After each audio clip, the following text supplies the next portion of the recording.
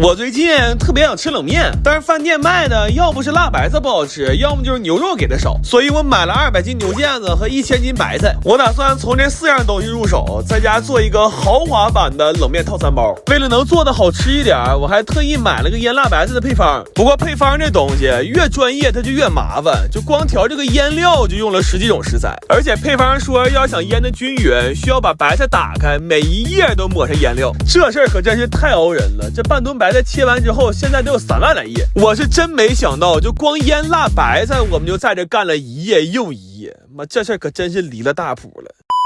然后辣白菜腌上了，就可以做酱牛肉了。我这次是以小酱姐的3高牛肉为基础，又放了好多之前攒的老汤，而且又卤泡了好长时间。现在这酱牛肉的内心都特别有滋味。然后为了吃得爽，我们切的都是这种又宽又厚的大肉片，每一包装的时候都不少于3两肉。就这个量来讲，要是胃口小的，可能面条还没等吃到嘴呢，光吃牛肉就先给干饱。然后冷面呢，因为考虑到储存的问题，我就直接买了个做干冷面的机器回来。不过我算了一下，这机器要想用回本，起码得做出2顿面。也就是说，假如我们每人每天能吃3顿冷面的话，要想回本就得连吃3年。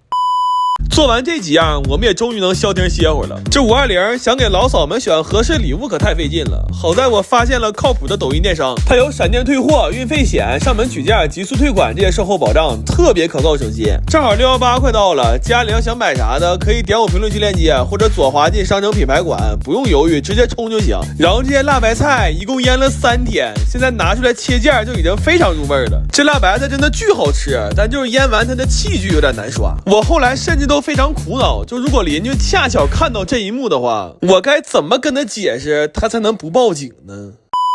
后来为了让这冷面吃的时候更香，我先炖了一锅纯牛肉汤，然后以这锅肉汤为原汤，给每一份冷面又配上了一袋酸甜口的汤包。现在每一个冷面包里都是汤面菜肉4样东西，这一袋光成本就要干到40块钱了。然后回家只需要把冷面煮开，把所有东西都倒里，再放上一点自己愿意吃的小配菜，就会得到一份在任何饭店都吃不到的顶配大冷面，而且它还是减脂餐。这等夏天大热的时候，把汤汁先冻点冰茶再拿出来，然后再配上20个羊肉串，等把所有东西都吃完了，再把这碗酸酸甜甜的冷面汤喝了。这夏天过的，我的妈呀，那真叫是一个死而无憾。我妈和我爸在家吵吵了，我妈做的菜我爸老挑毛病，我爸买的菜我妈也看不上，完了他俩早晨6点钟给我打电话让我回家评评理。真的，我真服了，我他妈头一次看着2口打仗不让孩子睡觉的。他俩为啥吃不到一起去呢？我妈吧，因为她老追那个韩剧，所以她就馋韩餐。我就可着家里有的菜我对付出来这几样。我爸就愿意看着叮咣打仗的，完他就馋肉，我就给这个硬汉做了一锅手抓饭。这回我整明白了，折腾我回来的不是我爸我妈，是他妈这2个一电视。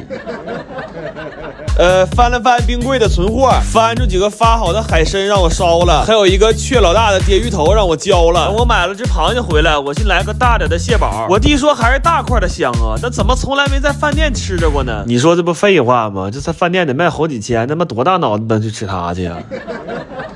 反狗弟今天也有点贡献，他带了几瓶女生爱喝的如熏果酒，这个酒原果汁含量大于等于75%，而且也没有什么色素、香精、添加剂啥的。这玩意儿喝着跟果汁似的，但还有点微醺的那个感觉。我妈喝好了，让我弟再买点。咱们看看我这个狗弟啊，一说再买点，装喝醉呢，真的。来吧，吃尝鲜了，辣汤、干饺、黑头、酒油。大蟹堡、韩饭、玉烙、葱参，还有手饭。我寻思着这一桌子想吃的想喝的都有了，我能消停睡个觉了吧？但是他俩又对明天吃啥产生了争论，我们服了。我整不明白他俩到底是真的还是演的。我现在就能整明白一个事儿，就是儿子算是让这2口玩明白了，算是。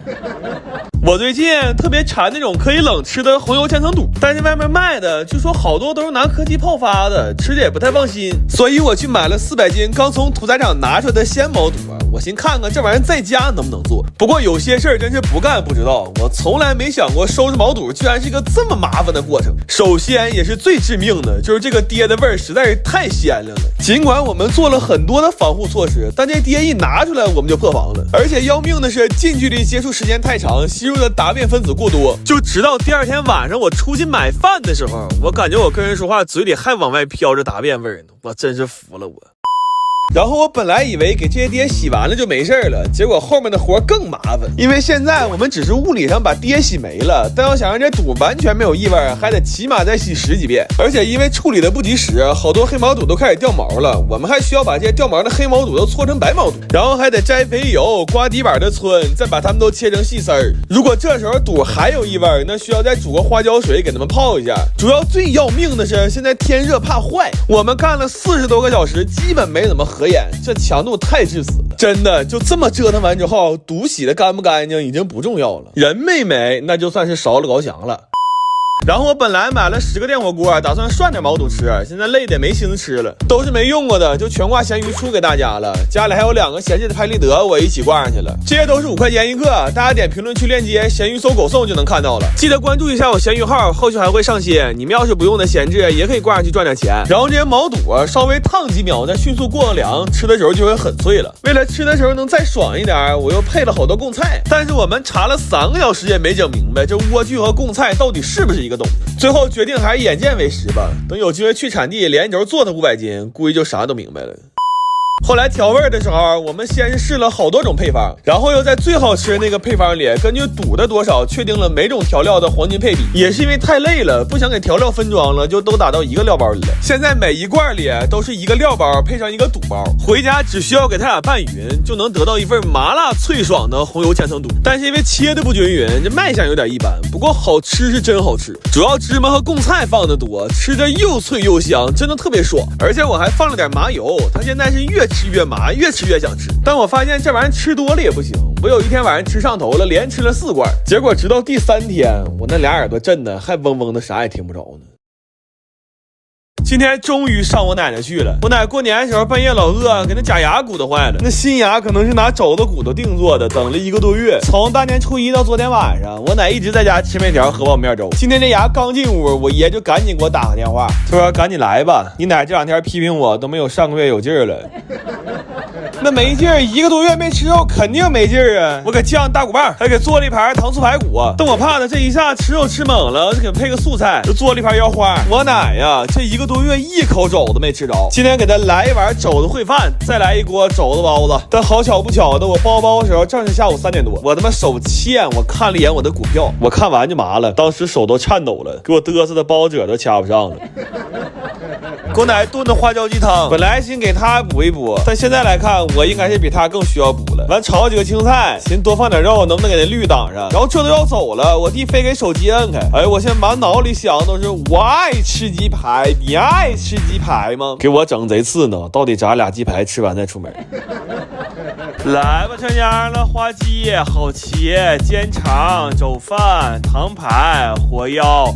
酱骨、肘包、炸小、涮肉。完今天还给我奶准备点小节目，虽然没有随礼的，但仪式感得有。但我奶说行了，可别敲了，再这么敲，全楼老太太都知道我1个月没吃肉了，这事传出去没啥面子。